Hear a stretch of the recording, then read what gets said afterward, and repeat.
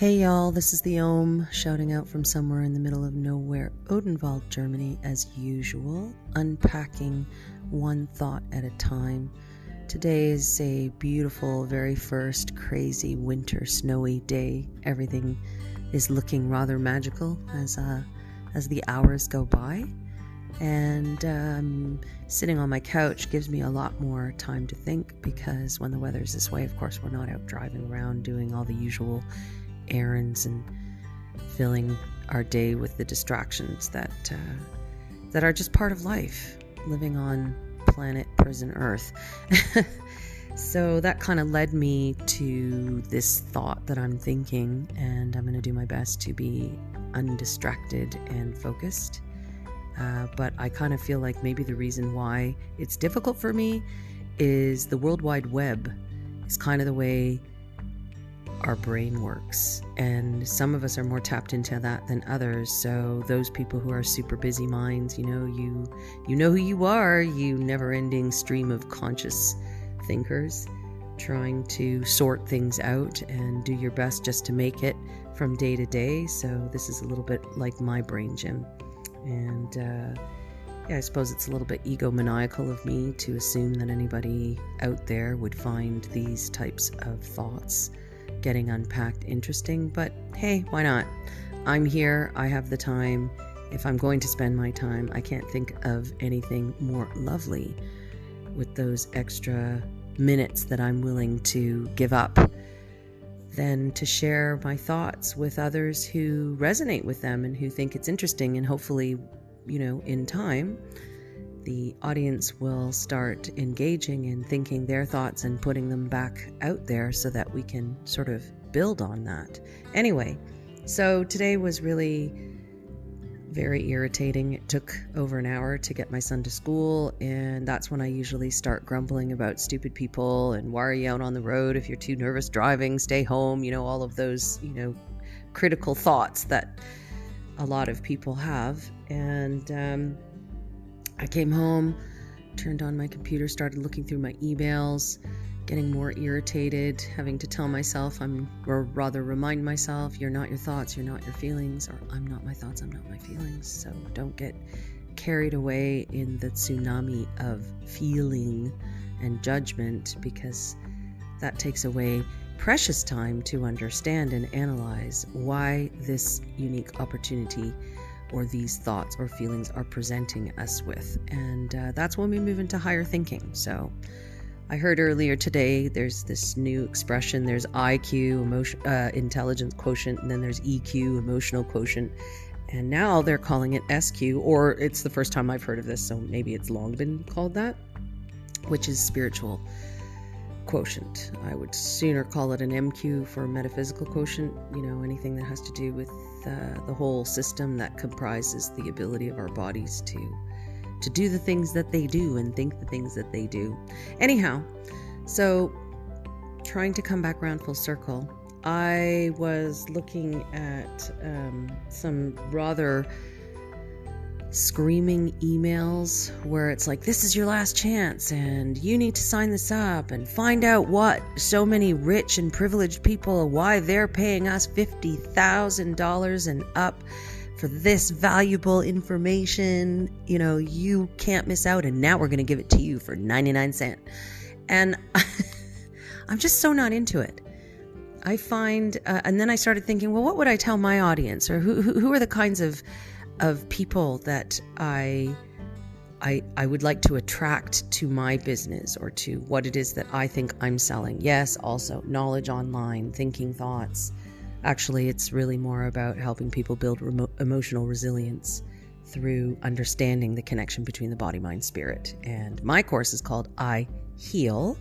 And anybody who's interested in that can always check it out on my website, and where you're going to get more details. And it's a 40-week long program. It's not something that you can do in 3 weeks, because it's kind of like a method of thinking, a system of doing and practicing over and over again until it kind of clicks in, like riding a bike or swinging on a swing, anything like that.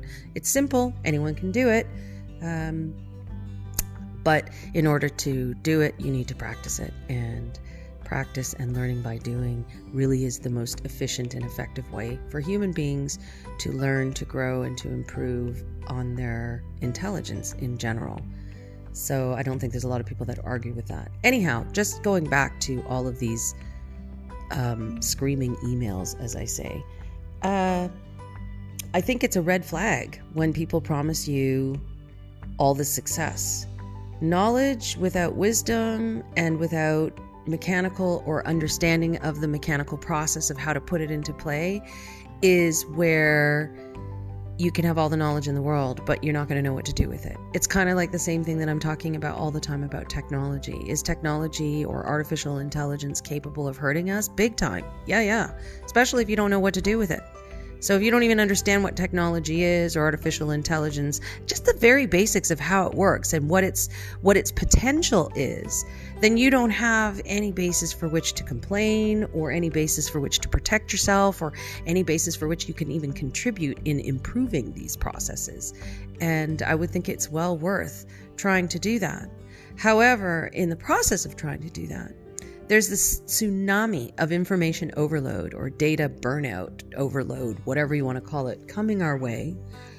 And it's becoming more and more difficult because of the pace at which it's coming at us to be able to discern between what is fake news and what is not fake news. So what is fact, what is fiction?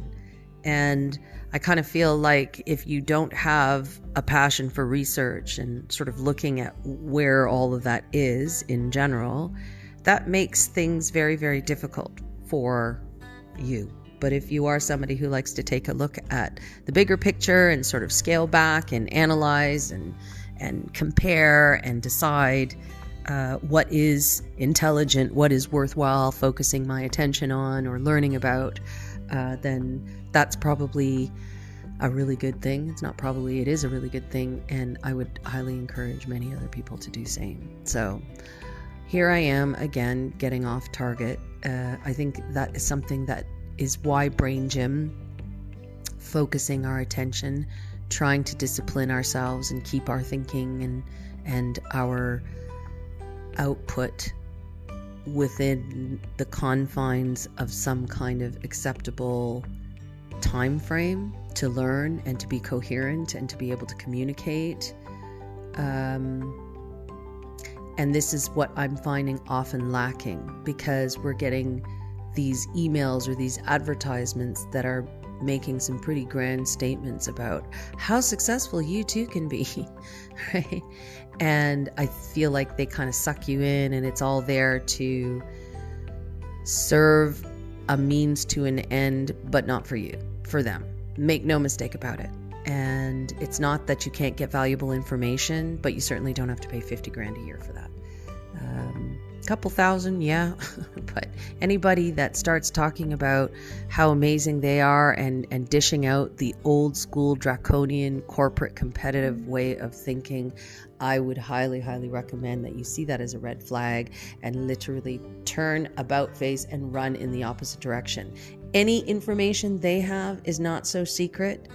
It's just the way they're presenting it. You can find that information on your own. And don't let anybody tell you otherwise. So all I can say is this entire thing called, the digitization process and online learning and online business and all of those things, nobody really knows what they're doing. There are successful people out there. I think they understand their algorithm and their pattern, unique to their niche, to what it was that they were setting out to do. But essentially, the world is your oyster. Go for it. Especially now with all of this ability to start online services and businesses that we can no longer easily access, in real time, face-to-face, outdoors because of this whole cuckoo corona stuff. But it's not that difficult. And it is true when you hear things like you don't actually have to be that technologically savvy to do that. If you can use a telephone, this is what I'm recording this soundbite on, is I use Anchor, and it's pretty intuitive. It took me a long time to finally, well, not really a long time, yes, to finally use it. It didn't take me a long time to actually download it, but it did take me a while to use it. And I'm sorry that I took as long as I did, because You lucky people would have so many more sound bites to be listening to if that were the case. No, just kidding. All right, so that's really my thought being unpacked. Hopefully it flowed and made sense, and I wish you all nothing but the best. Peace be upon you. Until next time, this is the Om signing off from the middle of nowhere, snowy winter wonderland, Odenwald.